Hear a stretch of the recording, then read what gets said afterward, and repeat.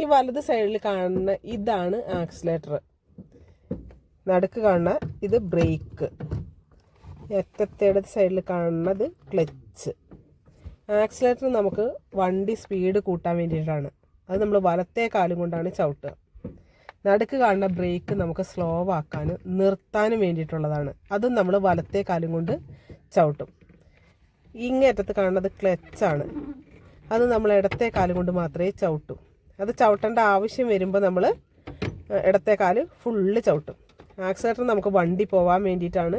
നമ്മുടെ വണ്ടിയുടെ സ്പീഡ് എന്തുമാത്രം വേണോ അതിനനുസരിച്ചാണ് നമ്മൾ ആക്സിലേറ്റർ ചവിട്ടുക. ബ്രേക്ക് അതുപോലെ തന്നെ നമുക്ക് ഒറ്റ ചവിട്ട് നമ്മളിങ്ങനെ ചവിട്ടില്ല ബ്രേക്കിൽ. അങ്ങനെ ചവിട്ടി കഴിഞ്ഞ് കഴിഞ്ഞാൽ സഡൻ ബ്രേക്ക് ആയി പോകും. നമ്മുടെ പുറകിൽ വേറെ വണ്ടികളുണ്ടെങ്കിൽ ആ വണ്ടികൾ വന്നിടിക്കും. അത് നമ്മൾ പതുക്കെ ആവശ്യത്തിന് മാത്രമേ ചവിട്ടുള്ളൂ. അത് രണ്ടും നമ്മൾ വലത്തെ കാലം കൊണ്ട് വേണം ചവിട്ടാനായിട്ട്.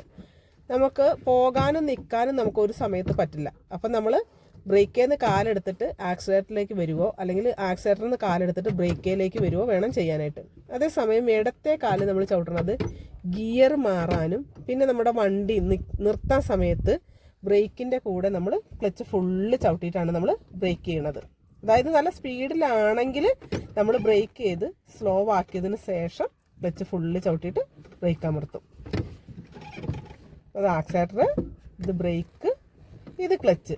ഇത് പിന്നെ നമ്മൾ ക്ലച്ച് ചവിട്ടുന്നത് നമ്മൾ ഗിയർ മാറാനും കൂടി വേണ്ടിയിട്ടാണ്. അതായത് നമ്മളുടെ വണ്ടിയുടെ തലച്ചോറാണെന്ന് പറയും ഗിയർ.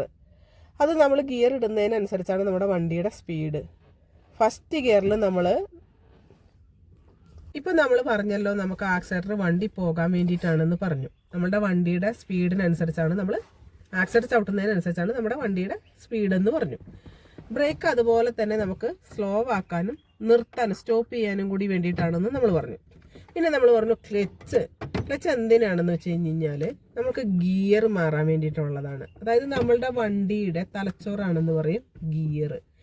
ഈ ഗിയർ മാറുന്നതിനനുസരിച്ചാണ് നമ്മുടെ വണ്ടിയുടെ സ്പീഡ് വരുന്നത്. അപ്പോൾ നമ്മളിപ്പോൾ വണ്ടി ഗിയർ മാറുന്നത് എങ്ങനെയാണെന്ന് വെച്ച് കഴിഞ്ഞാൽ